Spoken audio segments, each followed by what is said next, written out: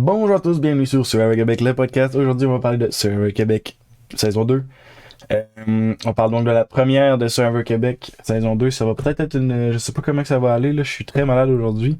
Fait que je vais essayer de garder mon entrain et mon pep légendaire que j'ai toujours dans toutes mes vidéos. Définitivement. Puis déjà, des points plus généraux, en fait un point plus général, c'est pas caché, j'en ai parlé que je suis dans la team Raph, et puis je suis content parce qu'on n'a pas trop vu Raph à date, fait que ça voudrait dire qu'il partirait pas tout de suite. Je peux me tromper, mais tu sais, c'était comme, on le voyait tellement peu au début de l'épisode que c'était comme garanti qu'il quittait pas au moins le premier épisode. Puis ça a été très triste, parce que même si c'est pas mon un pick, je veux que Raph se rende à la fin, ça serait super cool. En fait, je voudrais qu'il gagne aussi, mais je veux dire, c'est comme. J'ai mon win a pick, là. C'est comme ça que ça fonctionne. Donc, ça, c'était ça. Point plus général. Donc, ensuite, maintenant, on va marquer dans les points que j'ai notés. Donc, déjà, le premier point, Audrey. Dès le début, elle dit qu'elle va être la première vilaine. Je pense qu'elle avait parlé aussi dans ses interviews, je sais pas quoi avant. Là. Parce que me semble j'avais déjà vu qu'elle voulait être la vilaine. J'ai vraiment de la misère à date. Ça va bien aller, on va sûr. J'adore les vilains dans les téléréalités. J'adore les vilains dans Survivor. J'ai vraiment hâte de voir qu'est-ce que Audrey va faire pour être. Elle dit qu'elle va être la première vilaine. J'ai vraiment hâte de voir ça aller. Ça va.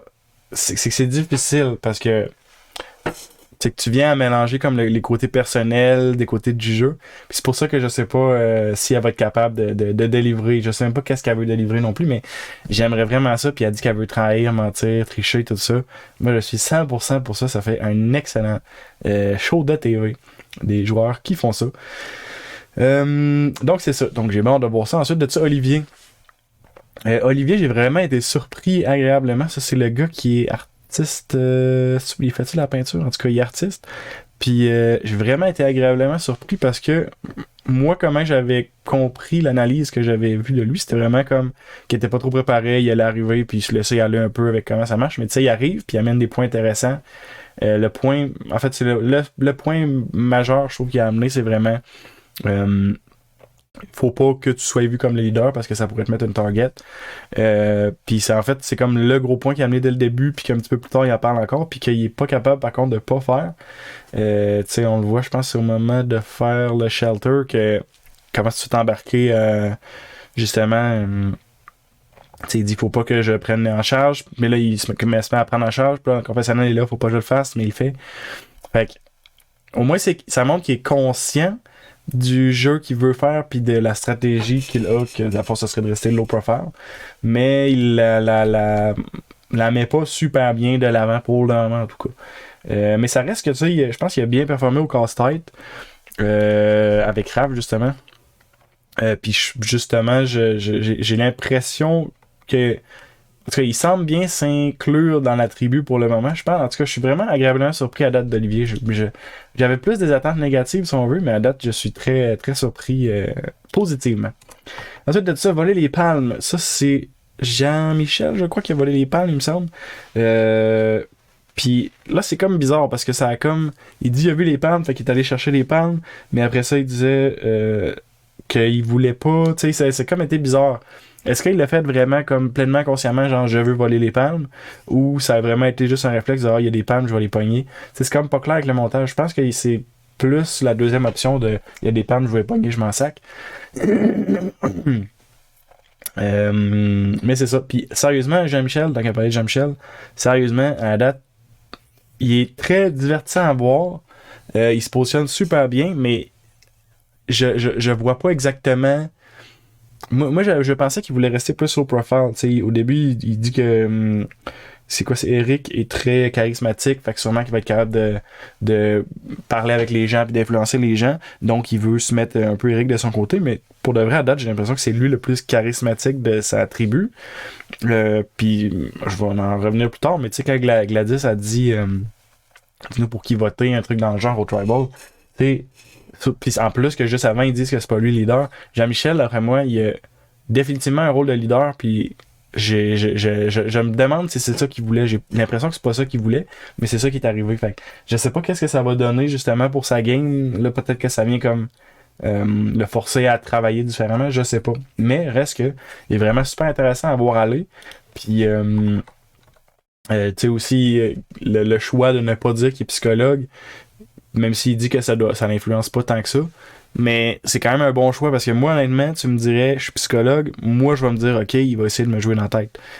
C'est niaiseux, mais tu sais, je veux dire. Puis surtout, à Survivor, c'est un jeu comme ça, tu vas chercher le moindre morceau minimum pour donner une bonne raison. Tu sais, il est psychologue, il va être dangereux, on devrait sortir. Tu sais, c'est ça, Survivor, là. Surtout au début, tu vas chercher les petits morceaux, comme on l'a vu cet épisode-ci, Marie-Noël est sortie à cause qu'elle a déplu à Caroline. On va en revenir dans un instant, mais parce que c'était une bonne stratégie de Jean-Michel de ne pas dévoiler justement qu'il est psychologue. Puis je pense qu'il y en a d'autres qui n'ont pas donné exactement leur job, mais je vais juste continuer dans mes notes au lieu de m'éparpiller parce que je suis vraiment en train de m'éparpiller. Donc, voler les palmes, c'était une bonne stratégie. Bloquer Charlie, en passant, il est vraiment awesome, je trouve. Il est allé bloquer au début les autres joueurs qui essayaient de monter. Puis on le voyait qu'il essayait pas d'attraper les pieds. Tu sais, il y a clairement comme des règles qu'il avait données. Je sais pas exactement les règles, peut-être que je sais pas, tu sais.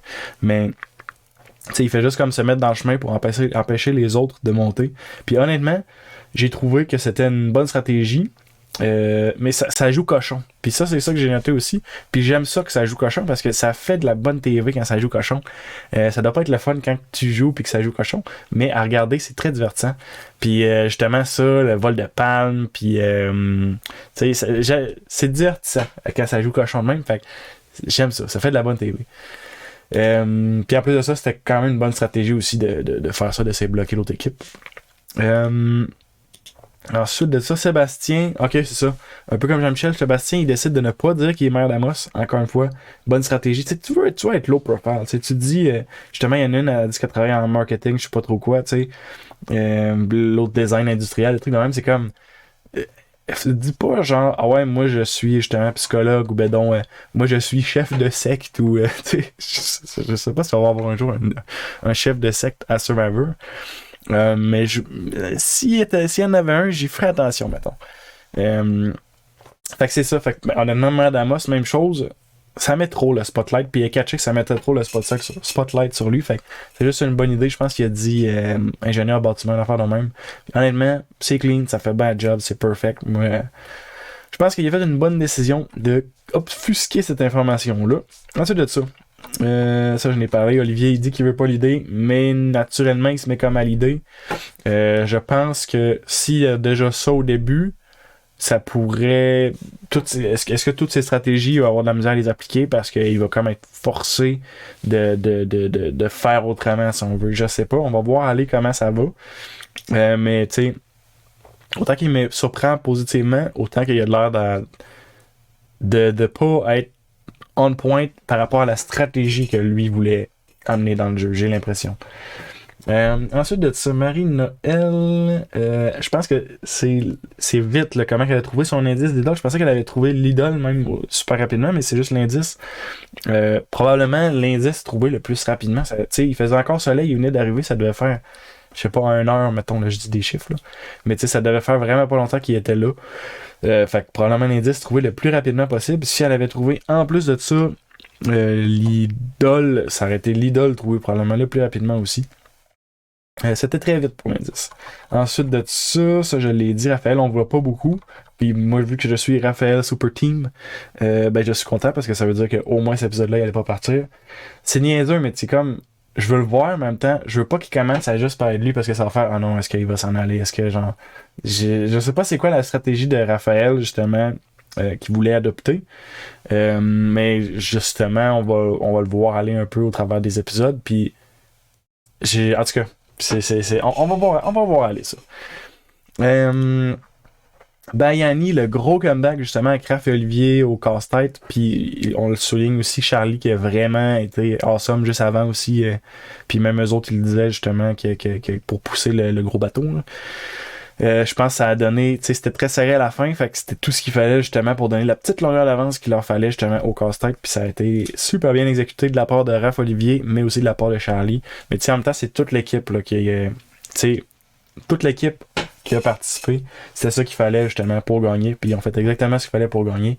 Puis ça a été, ça a très bien été ça n'a pas très bien été parce qu'au début, ils ont eu bien de la misère avec le bateau, là, mais au final, ils ont gagné, fait que c'est ça qui est important. Ensuite de ça, Caroline, ça c'est un cas particulier. Pas si particulier que ça en fait non plus. Mais Caroline, je vois. C'est super comment. Tu sais, tantôt je disais que à Survivor, surtout au début, on cherche le moindre. Le minimum possible pour donner une raison de sortir quelqu'un. Cet épisode-ci, mon Dieu, hey, j'ai vraiment de la misère à parler. Cet épisode-ci, c'est vraiment ça qu'on a vu. Caroline, elle était très amère justement de ce qui s'était passé au défi. Puis j'aurais aimé ça la voir jouer là-dessus. Tu sais, un genre de. Je sais pas comment expliquer, mais tu sais, être consciente que, ok, elle a fait. Que Marie-Noël a fait ça, justement, elle m'a empêché de faire le casse-tête. Donc, moi, je vais me servir de ça pour donner une bonne raison pour la sortir. Je pense pas, par contre, en fait, c'est clairement pas ça qui est arrivé. Elle est juste allée jouer de façon très émotionnelle, très émotive. Puis ça, elle n'a pas gardé l'œil, dans le fond, ben. C'est qu'au final, c'est que ça s'est bien fait, ça s'est bien fini parce qu'elle a eu ce qu'elle voulait et tout. Mais le problème que je décèle, c'est que elle a pas joué de façon stratégique, elle est juste allée émotionnellement. Puis si tu joues seulement émotionnellement, mais tu vas sortir tout le monde que t'aimes pas, jusqu'à ce que peut-être comme tu vas juste potentiellement pas être super bien placé ou. Mais en même temps, c'est que ça pourrait être une bonne stratégie. Tu sais, j'y pense, puis ça a aucun sens non plus qu'elle réussirait à faire ça jusqu'à la fin de tout le temps sortir le monde parce qu'elle les aime pas. Mais mettons qu'elle le ferait, ben elle gagnerait, tu sais, parce qu'elle aurait décidé de tous les votes si on veut. Mais en tout cas. Hey, j'ai vraiment l'impression de m'éparpiller. Je suis vraiment franchement. J'ai pas mangé de la journée, puis je pense que ça paraît. Euh, j'ai l'impression que c'est pas une joueuse qui va être très stratégique, elle va être très émotionnelle. Puis ça va toujours. Elle va suivre probablement plus les mouvements. Là, elle a exposé. Je veux sortir Marie-Noël. Ça arrangeait bien les gens, donc c'est ça qui a été mis de l'avant.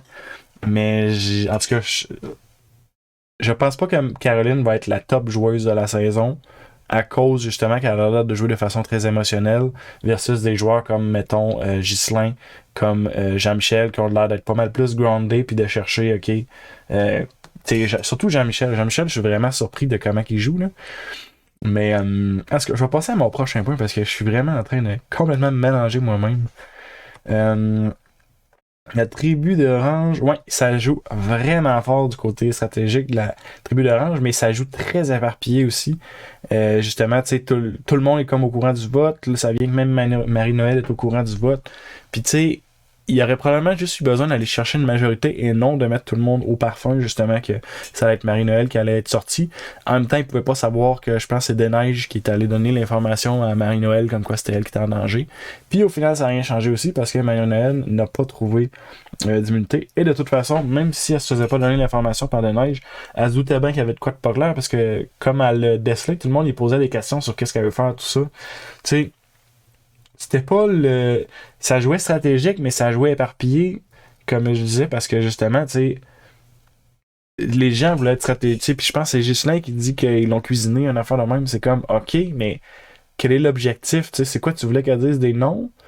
Mais pourquoi tu veux la sortir? Pourquoi tu veux qu'elle dise des noms? Fais juste dire, ah non, ouais, correct, tu sais. Je sais pas. Je trouve que ça joue fort, ça joue éparpillé. J'ai l'impression que ça va se placer dans les prochains épisodes, mais en tout cas, c'est clairement, je suis très confus avec ce qui se passe dans les oranges. J'ai l'impression que ça peut aller vraiment n'importe où. Ensuite de ça, au Tribal, Caroline est aussi amère à ce moment-là. Je sais pas si c'est elle qui le dit, mais en tout cas, elle le dit plutôt que t'es amère, mais tu sais, au Tribal, tu sais, ils disent, moi je suis transparent, tout ça. T'as pas besoin de donner toute cette information-là. T'aurais pu juste rester bien au profile, sortir Marie-Noël, mais elle avait besoin. Tu sais, je comprends en même temps. Il y a quelque chose d'humain, d'émotionnel. T'as envie de lui dire pourquoi que tu l'aimes pas, si on veut. Fait que je comprends. Mais j'ai j'ai l'impression que c'était pas nécessaire. T'sais, elle aurait pu juste à rien dire, laisser ça couler, puis voter Marie-Noël tranquillos. Il y a eu des discussions, ça aurait pu changer le vote, elle aurait pu être sortie elle-même. Puis c'est fort probablement ces discussions-là sont apparues à cause que justement elle a commencé à trop parler puis à dire ah ouais c'est Marie-Noël. Nanana. Fait que tu sais, je pense encore qu'elle a été aveuglée par ses émotions si on veut, puis qu'elle a pas opté pour peut-être y aller plus stratégiquement. On peut pas savoir non plus comment ça se serait passé si elle n'avait pas fait ça. Donc en même temps, mais j'ai l'impression que si elle commence là de jouer de façon stratégique, si on regarde par exemple, je vais faire un parallèle avec Survivor 46 actuellement. Ben nous, jouait de façon très émotionnelle aussi.